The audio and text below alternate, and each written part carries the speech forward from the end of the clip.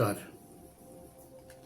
मैं एम के Jha, astrologer कर्मण्यवादिका astro channel में आप सबका हार्दिक अभिनंदन। ज्योतिष शास्त्र में एक योग बहुत ही तेजी से काफी प्रभावशाली रूप में लोगों के जन्म पत्री में दिखना शुरू हो गया है। इस योग से जिसकी भी जन्म पत्री में ये योग बन रहा हो, काफी भयभीत हो जाते हैं, डर जाते हैं। इस योग को बहुत लोग दोष के नाम से भी पुकारते हैं, बहुत लोग योग के नाम से भी पुकारते हैं। काल, सर्प, दोष, ये तीन शब्द काल, सर्प और दोष अपने आप में डरावनापन समेटे हुए। जिस जातक या जातिका के जन्म पत्री में ये योग उत्पन्न होता है, काल सर्प योग, काल सर्प दोष, निश्चित तौर से सुनते ही उसकी परेशानी दोगुनी हो जाती है सुनने के साथ ही। लेकिन जहां तक मेरा मानना है, एक तो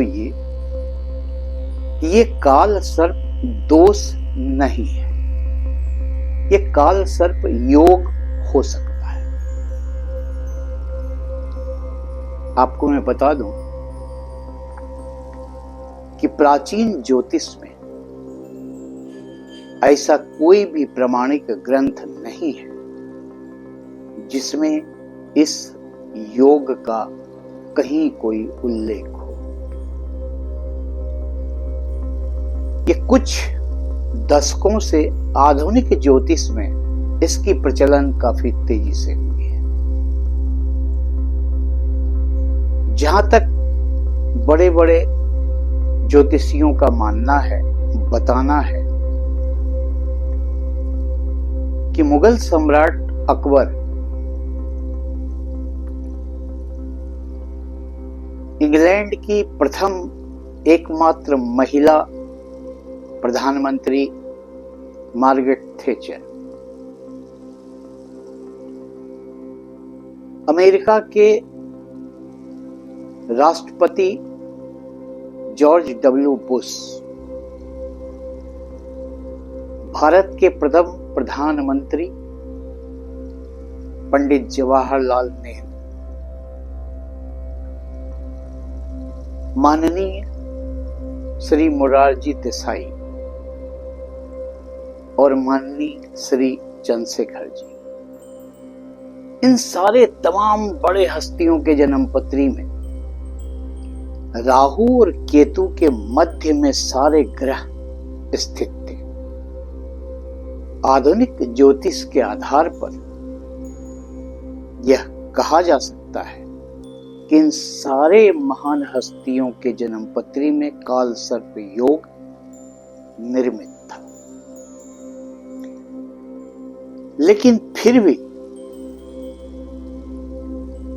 इन्होंने सफलता के उच्चतम सोपान अर्जित किए हैं। काल सर्प योग यदि इतना दुष्प्रभाव डालता है जैसा कि आधुनिक ज्योतिष में है, मैं अभी आपको बताऊंगा, तो फिर इस दोष से, इस योग से पीड़ित इन हस्तियों ने इतनी ऊंचाइयों को, इतनी बुलंदियों को स्वयं को कैसे पहुंचाया। हमारे मत में भी ये कोई डरने वाला योग नहीं है, कोई डरावना योग ये है ही नहीं। मैं इस पर और बात करूंगा, लेकिन पहले बता दूं कि काल सर्प योग तब बनते हैं किसी जातक या जातिका की कुंडली में जब राहु और केतु के मध्य में सारे ग्रह आ जाएं, तब काल सर्प योग का निर्माण होता है। अब काल सर्प योग 12 प्रकार के होते हैं। हमारे जन्म पत्री के 12 भाव होते हैं। 12 भाव में प्रथम भाव से लेकर 12 भाव तक राहु गोचर करते हैं, और प्रथम भाव में जब राहु हो वहां अगर मध्य में सारे ग्रह आ गए तो, और 12 भाव तक जब वो गोचर करें वहां सारे ग्रह मध्य में आ गए तो कुल 12 काल सर्प योग का निर्माण आधुनिक ज्योतिष में बताया गया। आइए चलते हैं, देखते हैं कि प्रथम भाव से लेकर 12 भाव तक ये 12 तरह के काल सर्प योग कौन कौन से हैं और इसका हमारे जीवन पर क्या प्रभाव पड़ता है, क्या दुष्प्रभाव पड़ता है, देखते हैं। ये कुंडली के 12 भाव हैं, प्रथम से लेकर 12 तक। अब यदि राहु यहां बैठ जाए और केतु यहां बैठ जाए, इस मध्य में सारे ग्रह स्थित हो जाए, राहु और केतु के मध्य में, तो बनेगा अनंत काल सर्प योग। अनंत काल सर्प योग जिस जातक जातिका के जन्म पत्री में बनता है, इस योग से प्रभावित व्यक्ति को शारीरिक, मानसिक और सरकारी व अदालती मामलों से जुड़ी बहुत सारी परेशानी उठानी पड़ती है। अब यदि राहु द्वितीय भाव में हो तो केतु अष्टम भाव में हो। इस मध्य में यदि सारे ग्रह आ जाएं तो बनेंगे कुलिक काल सर्प योग। इस योग के निर्मित होने से, इस योग से पीड़ित व्यक्ति को आर्थिक और सामाजिक तौर पर कष्ट भुगतना पड़ता है। साथ ही इनकी पारिवारिक स्थिति भी काफी कलहपूर्ण होती है। अब यदि राहु तृतीय भाव में हो तो केतु नवम भाव में होंगे। इस मध्य में यदि सारे ग्रह आ गए तो वासुकी काल सर्प योग का निर्माण होगा। वासुकी काल सर्प योग से पीड़ित व्यक्ति को भाग्य का साथ नहीं मिलता है, उनका जीवन संघर्षमय गुजरता है। साथ ही उनकी नौकरी व्यवसाय में भी उन्हें काफी परेशानियों का सामना करना पड़ता है। अब यदि राहु चतुर्थ भाव में हो तो केतु दसम भाव में आएंगे। इस मध्य में यदि सारे ग्रह आ गए तो बनेगा शंखपाल काल सर्प योग।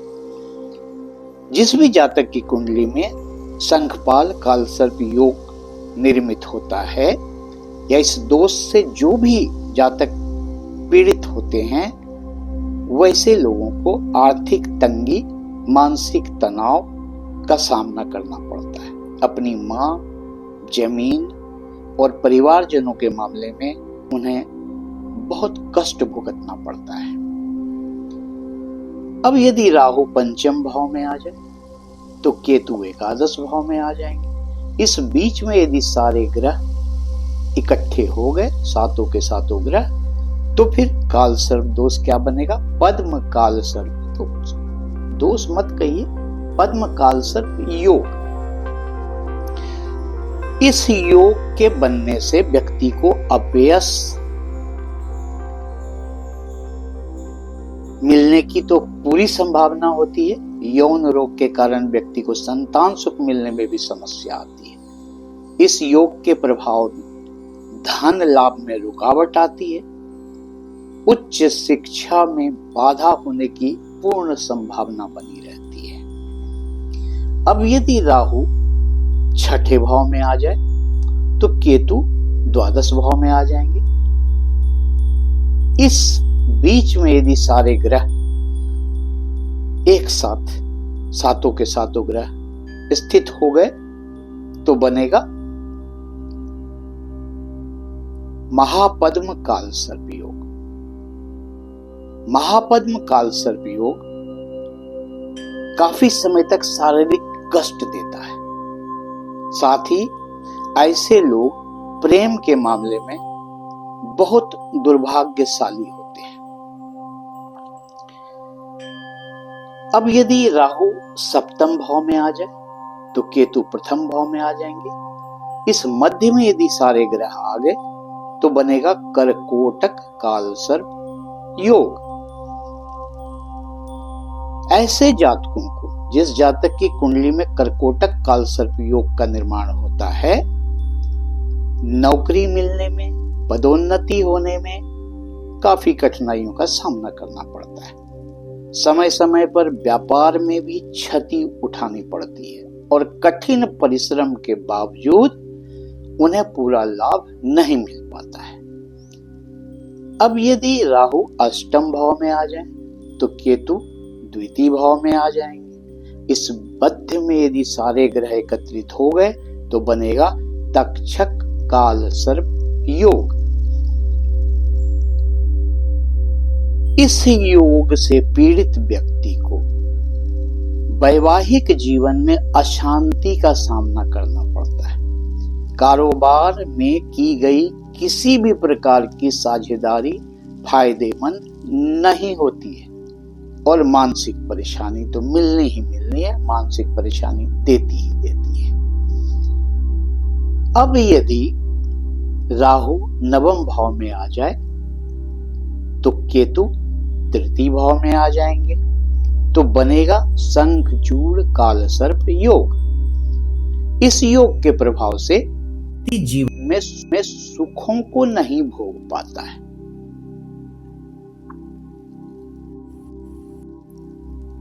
ऐसे लोग को पिता का सुख नहीं मिलता है। कारोबार में अक्सर नुकसान उठाना पड़ता है। अब यदि राहु दसम भाव में आ जाए तो केतु चतुर्थ भाव में आ जाएंगे। इस मध्य में यदि सारे ग्रह आ गए तो बनेगा घातक काल सर्प दोष, घातक काल सर्प योग। अब इस योग के प्रभाव से गृहस्थ जीवन में कलह तो होना ही होना है और अशांति बनी रहती है। साथ ही नौकरी और रोजगार के क्षेत्र में कठिनाइयों का जबरदस्त सामना करना पड़ता है। अब यदि राहु एकादश भाव में चले जाएं तो केतु पंचम भाव में आ जाएंगे। इस मध्य में यदि सारे ग्रह आ गए तो विषधर काल सर्प योग का निर्माण होगा। ऐसे लोगों को नेत्र एवं हृदय से जुड़ी समस्याओं का सामना करना पड़ता है। इनकी स्मरण शक्ति अच्छी नहीं होती है और उच्च शिक्षा में भी रुकावट आती है। संतान से कष्ट प्राप्त होता है। अब यदि राहु द्वादश भाव में आ जाए तो केतु छठे भाव में आ जाएंगे तो बनेगा शेष नाग काल सर्प योग। इस योग से पीड़ित जातक या जातिका को, इस योग से पीड़ित व्यक्ति को गुप्त शत्रुओं का सामना करना पड़ता है। अदालती मामलों में उलझन और मानसिक अशांति और बदनामी का सामना करना पड़ता है। तो ये 12 तरह के काल सर्प योग आधुनिक ज्योतिष के आधार पर जितने तरह के दुष्परिणाम बता रहे हैं, उस दुष्परिणाम से ये बचाव क्या करता है, आइए उसको जानते हैं। अब देखिए, यदि राहु यहां बैठे हैं, केतु यहां बैठे हैं और इस सारे भाव में ग्रह बैठे हुए हैं या कोई एक भाव यदि खाली हो, कोई भी एक भाव, बाकी भाव में ग्रह हो, कोई एक भाव खाली हो, तो वो काल सर्वदोष खंडित हो जाएगा, तो आपको उतनी परेशानी नहीं झेलनी पड़ेगी। दूसरी बात कि यदि कोई भी ग्रह, सातों के सातों में से कोई भी ग्रह इन भावों में किसी प्रकार का राजयोग निर्मित करते हैं और उनका अंश बल राहु से ज्यादा है तो काल सर्प दोष का प्रभाव न्यून हो जाता है। अब और जैसे मान के चलिए कि 1 नंबर यहां मैंने लिखा है, मंगल की राशि है, मंगल स्वयं यहां बैठ जाए तो यहां क्या करेंगे, वो रोचक नामक राजयोग बना देंगे। अब जैसे बृहस्पति यहां बैठते हैं, कर्क राशि में उच्च के होते हैं, तो क्या करेंगे, हंस नामक राजयोग बना देंगे। अब यदि मंगल या बृहस्पति जो राजयोग बना रहे हैं वो अंश बल में राहु से अधिक हैं जन्म पत्री में, जातक के जन्म पत्री में, तो कालसर्प योग का प्रभाव न्यून हो जाएगा, उतना नहीं पड़ेगा। अब ये और एक चीज इसमें देखा जाता है कि मान के चलिए यहां राहु यहां केतु, यदि बाएं साइड ग्रह है सारे के सारे तब तो प्रभाव होगा, लेकिन यदि सारे के सारे ग्रह दाहिने साइड है तो उसका प्रभाव न्यून हो जाता है। इसको दूसरी भाषा में आप समझिए, इसको इस भाषा में समझिए कि राहु से केतु के मध्य में यदि कोई है तो प्रभाव तो कुछ ना कुछ पड़ेगा, लेकिन यदि केतु से राहु के मध्य में कोई भी आ जाता है तो उसका प्रभाव नहीं के बराबर पड़ता है, बहुत कम पड़ता है। एक तो ये बात हो गई। दूसरी बात होगी कि यदि लग्न बहुत ही स्ट्रॉन्ग है, लग्न का स्वामी बहुत ही स्ट्रॉन्ग, लग्नेश बहुत स्ट्रॉन्ग है और राहु उसके अनुपात में अंश बल में कमजोर है, तो ये कालसर्प योग आपके जीवन में बहुत ज्यादा दुष्प्रभाव नहीं डाल सकता है। आपने देखा कि ये कालसर्प योग, मैं तो योग ही कहूंगा, दोष नहीं कहूंगा, ये कालसर्प योग 12 प्रकार के होते हैं और कितने भयंकर भयंकर दुष्परिणाम इन सारे योगों का ज्योतिष शास्त्र में वर्णित है। हमें बताइए आप सोच करके कि यदि इतने सारे दुष्परिणाम कालसर्प योग में होते हैं तो मैंने जिन महान हस्तियों का नाम आपको बताया वो ऐसे योगों को लेकर के आखिर इतनी ऊंचाई तक इतने बड़े नाम के साथ कैसे उन्होंने अपने आप को ऊपर पहुंचाया है।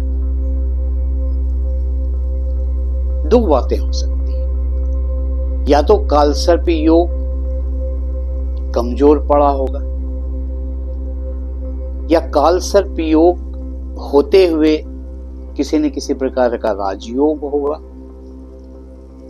या कालसर्प योग खंडित हो गया होगा, या कालसर्प योग से उनके लग्न और लग्नेश ज्यादा बलवान होंगे, या कालसर्प योग नाम का कोई चीज होता ही नहीं, कोई तो बात होगा। अब भी जरा ध्यान से अपनी जन्म पत्री को देखिए, कालसर्प योग यदि उसमें है तो आप घबराइए नहीं, क्योंकि ज्योतिष शास्त्र में कालसर्प योग जिस जातक जातिका के जन्म पत्री में उसमें खासियत भी बहुत होती है, मैं आपको समझा रहा हूं। ऐसे लोगों को आध्यात्मिक उन्नति होती है, उनके चिंतन मनन की शक्ति बढ़ती है, उनके अंदर रचनात्मक कार्यों की क्षमता बहुत ज्यादा हो जाती है, आत्मबल उनकी बड़ी मजबूत होती है, बाकी लोगों की अपेक्षा परिस्थितियों को भांपने की शक्ति उनमें ज्यादा होती है, किसी भी परिस्थितियों को चीर कर आगे बढ़ने की क्षमता उनके अंदर होती है।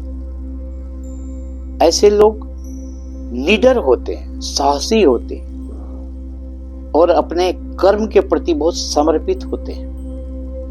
अब आप हमें बताइए कि यदि कालसर्प योग के दुष्परिणाम है तो परिणाम भी कुछ अच्छे भी हैं। अगर इतने सारे गुण भी हैं तो सिर्फ हमें 2-3 उपाय कर लेने चाहिए जिससे हमें इन दोषों से मुक्ति मिलती रहे। ये 12 तरह के कालसर्प में ज्योतिष शास्त्रों में आपको 56 प्रकार के उपाय बताए जाएंगे, लेकिन मेरी दृष्टिकोण में बस 3 उपाय मात्र आपको करना है, इससे ज्यादा कुछ नहीं करना। इस 3 उपाय के अलावा सिर्फ एक चीज ध्यान दीजिएगा कि आपकी जन्म पत्री में आपका लग्न मजबूत हो अंश बल में, लग्नेश मजबूत हो अंश बल में। इसको निश्चित तौर से ध्यान दीजिए। इसके अलावा 3 उपाय आप कर लें। आपके जीवन में या काल सर्प हो या नहीं हो, प्रभाव डाल रहे हो नहीं डाल रहे हो, आपको कोई मतलब नहीं रह जाएगा। अगर है भी काल सर्प योग तो आपके लिए आपको उन महान हस्तियों तक पहुंचने का रास्ता प्रशस्त कर देगा।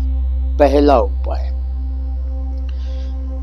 प्रतिदिन नियमबद्ध तरीके से प्रातः स्नान के बाद आप 1 माला महामृत्युंजय मंत्र का जाप कीजिए। ओम त्र्यंबकम यजामहे सुगंधिम पुष्टिवर्धनम उर्वारुकमेव बंधनान मृत्योर्मुक्षीय मामृतात्।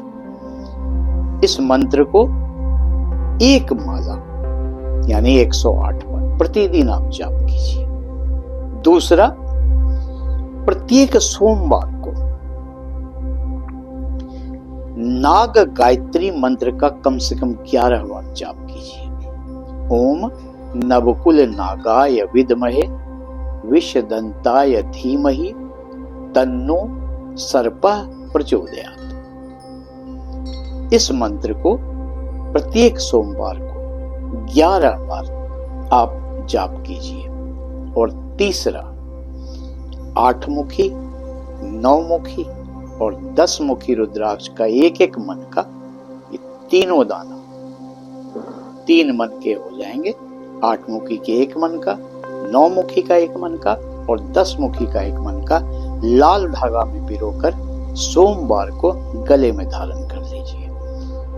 ये 3 उपाय आप मात्र करेंगे, अपने लग्न और लग्नेश को अंश बल में मजबूत करके रखेंगे। यकीन मानिए ये योग आपको छू भी नहीं सकेगा और आप उन महान हस्तियों के साथ अपना नाम भी शुमार करेंगे। अगर मेरा वीडियो अच्छा लगा हो तो लाइक कीजिए, शेयर कीजिए, सब्सक्राइब कीजिए और अपना कमेंट जरूर लिखिए। कोई सुझाव हो तो आप वो भी दे सकते हैं। तब तक के लिए हमें आज्ञा दीजिए। अपना ख्याल रखिए। नमस्कार।